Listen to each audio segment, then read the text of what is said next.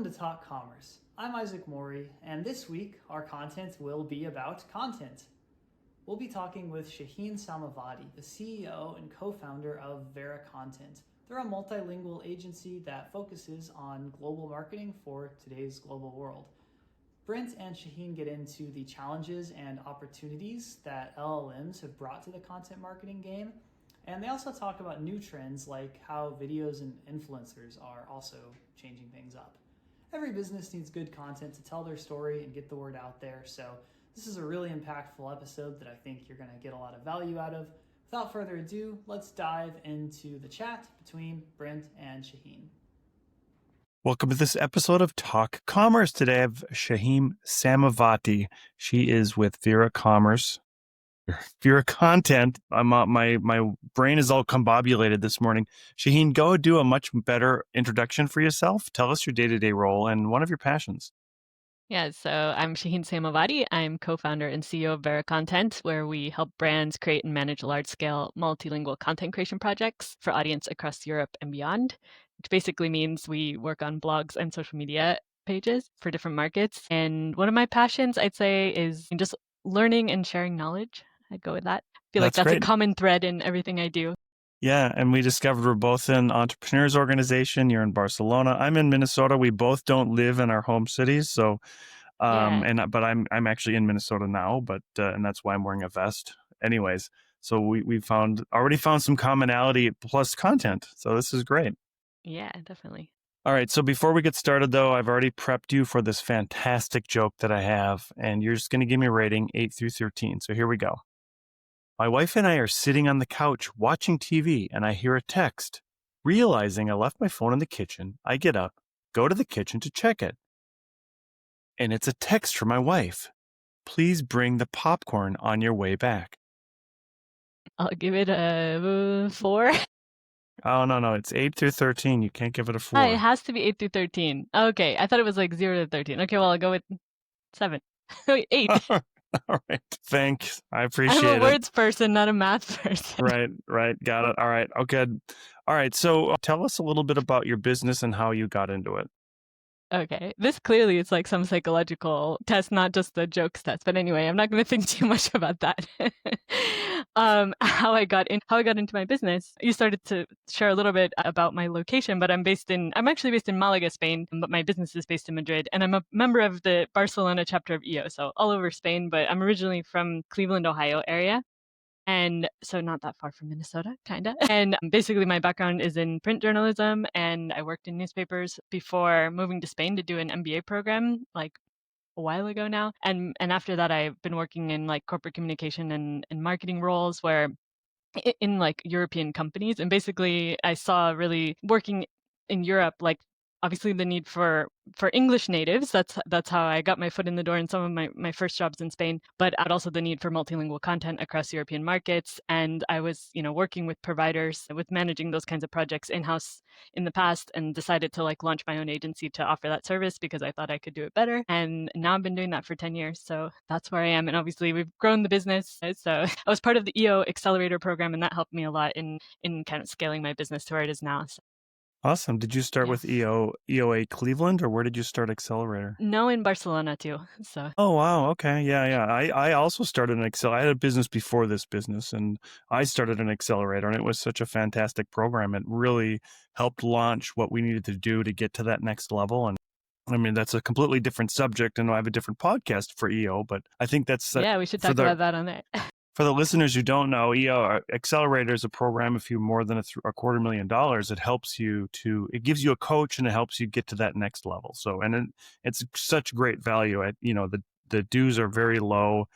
And I remember at the time thinking, if I go to something like Shop Talk, I know there's Shop Talk Barcelona, which is in the e-commerce space.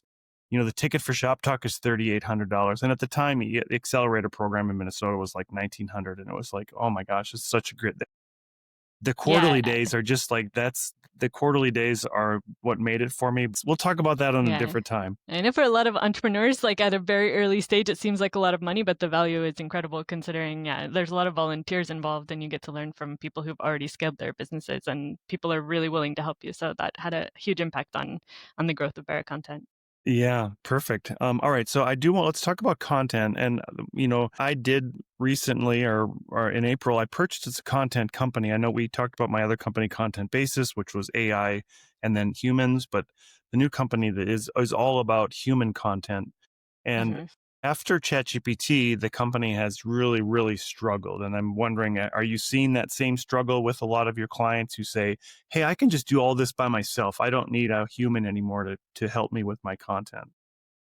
Yeah, I mean, we've definitely seen a lot of changes. Like we still, I mean, we continue to grow our business this year, but maybe like the nature of some of the work that we're doing is like obviously we're having to adapt to the market and having to integrate a lot of these AI processes into our own processes.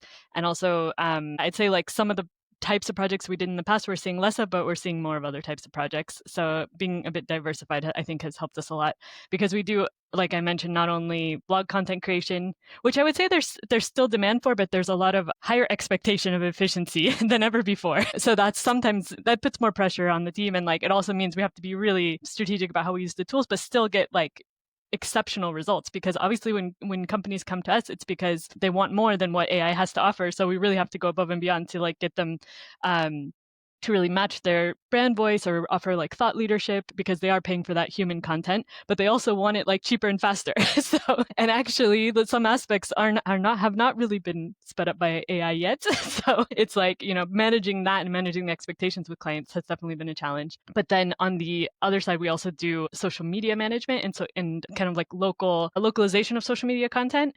I'd say like straight localization we've also seen less demand for recently, but we're seeing more demand for UGC video content creation and more for like influencer partnerships.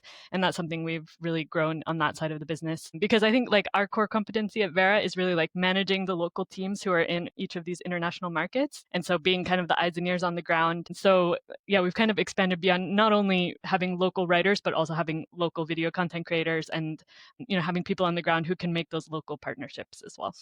Yeah, that's so cool. I think you hinted at some of the AI integrations that you had to do.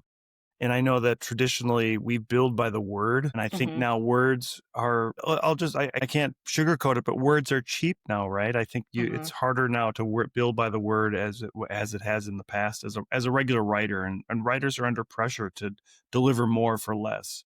hmm And I'm sure you're seeing the same thing. Yeah, yeah, absolutely. We do bill by the hour in our agency, but definitely, like, obviously, we're being compared against per word prices for certain types of projects. So, like, yeah. And the amount of time that's expected to create an article now is less because of all the tools available. So it's like having to manage that. Yeah. My experience has been also around the expectation of you mentioned time, the amount of time to deliver, but also, one thing that I did when I started Content Basis was we said that we're gonna create the content with AI, but then we're gonna edit it with a human. And the hmm expectation from the client from the AI side was this should be perfect first round. We don't want to wait for a second edit or a third edit, or even learning how, training your model to do it right for you. The expectations at the beginning were that it's a magic bullet, right? That ChatGPT is just going to give you everything you need and that you don't need it anymore. Did you hmm experience some of that same thing?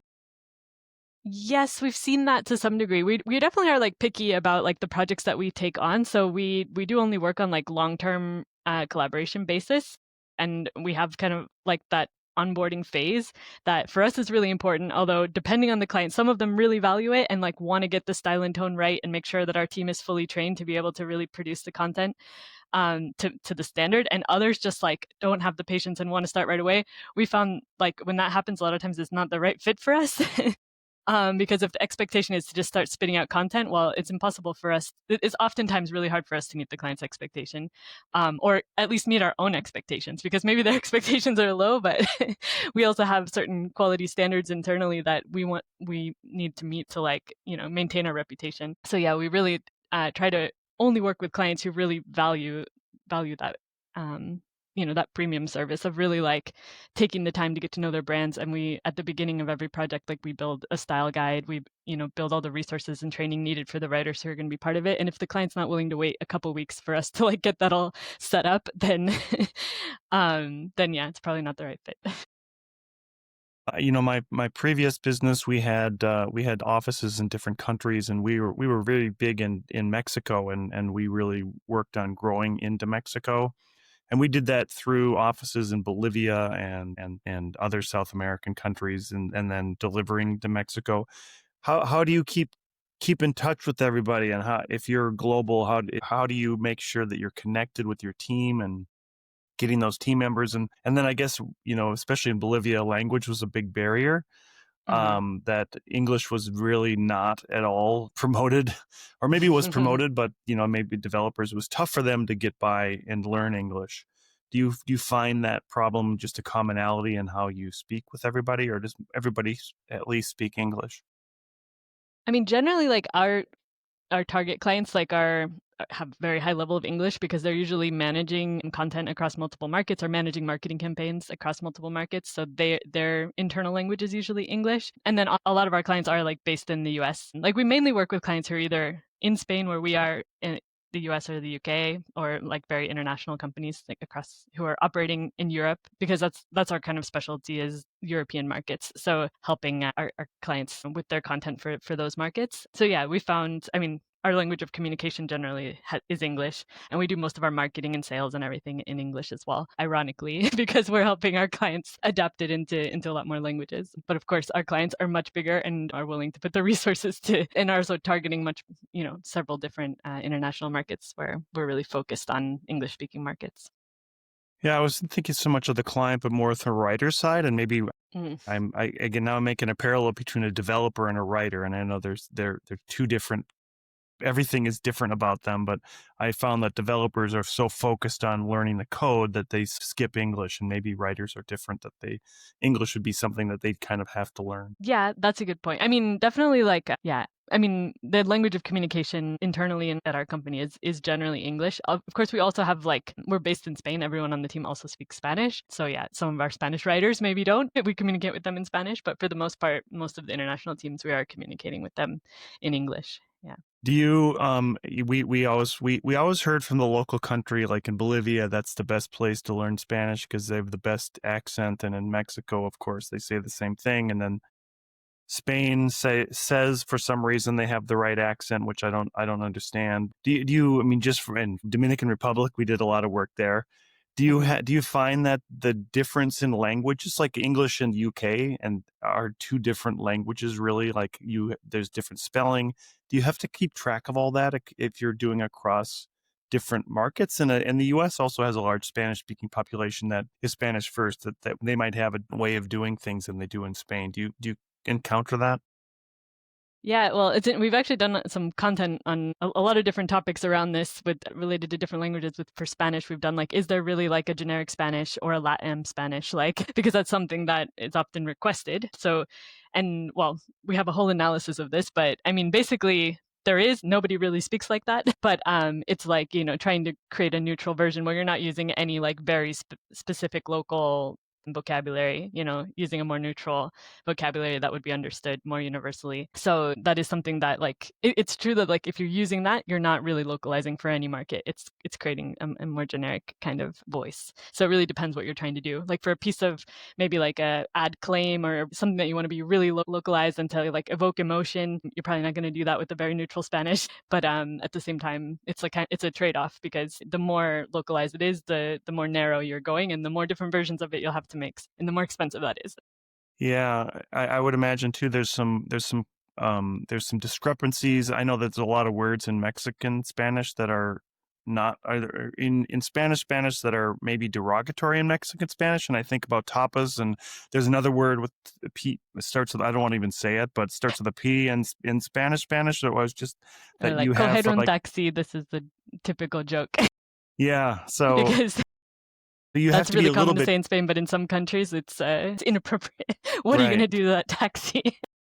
right. Yeah, okay. So So I suppose anyway. you can have some fun, but then also I would imagine the local person would know a little bit about that. Hey, this is not the way to phrase this correctly in this language. And it Yeah, also, I absolutely. guess it goes to your professionality, right? That you need to know what that local dialect and local way of phrasing something is. And I can think of my experience would be something like, I went to school in Birmingham, England, and there's certain ways that you would say something there that you would never say in English, and vice versa, to show how or that you're proficient in that local dialect, that you want to deliver that language in the same dialect, right? Mm-hmm. Yeah, absolutely. Especially for if you're trying to reach an audience that really hasn't left that environment, right? Because it depends. Like we see that a lot too. Like if you're like, there's some clients we work with that actually do a lot of content only in English because they are really targeting like people who are working in international companies in a more B2B setting. And it's like, if you can reach your audience with more generic content, maybe you don't need to localize it. And there's other circumstances where if you're selling beer, I don't know, and you want to sell it in the local pub, well, you need to localize your ads for that. AEO, GEO, AIO are just such terms now that people are throwing around. I don't think anybody's decided what it's officially called yet. They need to figure it out. But are you writing your content to help people with those specific LLM search items? Yeah, absolutely. That's been a super big focus area for us, and staying on the cutting edge of that. And we're actually doing a live webinar about it coming up. I don't know when this podcast is going to be published, but yeah. So yeah, absolutely. It's true that from what we've seen, it's not in terms of what works in terms of SEO and what works for the LLMs. It's doesn't seem to be hugely different, but there are some little things to keep in mind that can help us optimize. And I'm sure that it's going to keep changing, and we're going to have to keep adapting. Yeah, and a couple of years ago, well, before ChatGPT came out, the whole voice optimization to get showing up on Alexa and Google, whatever, the different voice way to say something so Alexa will respond to your search request. That seems to kind of now layered into the LLM searching. You find the same? Mm-hmm. So what's the question there? The question is the way that we used to, before ChatGPT, a lot of people were trying to create content that would get shown up by Alexa or by Siri or one of the other voice searching, that you have to, there's specific ways to write your content to be shown by that. But now it's kind of folded into LLMs or to the search, to the large language models. Are you seeing the same thing? Yeah, I think similarly. I'm sure that I don't know exactly how the voice recognition works, but I assume that it was based on AI already, and now we're seeing that AI being baked into everything. So right. All right. So we have a what are you seeing now for this last quarter of the year? We're already in fourth quarter in the US. We have Black Friday, Cyber Monday. Are you seeing an uptick in content creation? I'd say, well, I don't know if it's, of course we see content creation around those events every year, but I think in general, we're seeing more content being created than ever before in the history of humanity. It's so easy to create content now, and everyone is, and that's what I think we were talking earlier about the demand for content. It's true that a lot of companies are maybe creating more content internally with AI tools and so forth, but at the same time, they're creating more and more content. And I think even though, it means the nature of how content is created is changing, the volume is incredible. And I think there's absolutely a lot of work for humans to do in all of that. And I actually see, we've seen, for example, a big shift back to people buying print publications. There's been a lot of news around that recently. And I think that shows the hunger there is for actually curated, well-organized content that has been vetted by someone, because of all the crap that's just being spewed out on the internet these days. So I still think there's tons of demand for actually high quality content that's, created by humans, or at least refined by humans, or AI models that are written, that are guided by humans, I guess I should say. Yeah, and maybe that would be a last little topic here, is just the idea that content that's not cultivated, or at least read and edited by a human, is really the same content that one person is writing if you're using ChatGPT, and the next person is. There's no difference in that content, so there's no differentiator in your own brand if you're just using a straight up model and never having anybody edit it, and even having your own prompts or whatever. That content is now going to be completely vanilla, and I believe that's the content that's just going to get rolled over and not even seen by search engines in the future. Yeah, no, absolutely. Like, I think that there's a lot of potential. Like, obviously, like AI speeds up the process incredibly, and it can do really amazing things. But you need to give it the source information. Don't ask it to look for the source information for you, because what it will find is what everyone else is finding, and it's going to create the same old generic stuff. Perfect. Shaheen, we have a couple minutes left, and as I close out the podcast, I give everybody a chance to do a shameless plug about anything they'd like. What would you like to plug today? Yeah, well, I guess I would plug like just the free resources on Vera Content's website. If you check it out, veracontent.com, go to free resources, you can see a lot of content that we've done on some of the topics we've been talking about today, and definitely about searching, LLM search and SEO best practices, as well as a lot of things around global social media management and of course AI content creation. We've got a lot of stuff on that, so I'd say to check that out. Great. And how do they get a hold of you if they want to? Yeah, well, through our website, of course, you can find me there at veracontent.com or on LinkedIn, Shaheen Samavati. All right, perfect. Shaheen, thank you so much for being here today. It's been such a great conversation. Have a great day. Thank you, Brent, for having me. Talk Commerce is a production of Content Basis, LLC. For more creative content, go to contentbasis.io.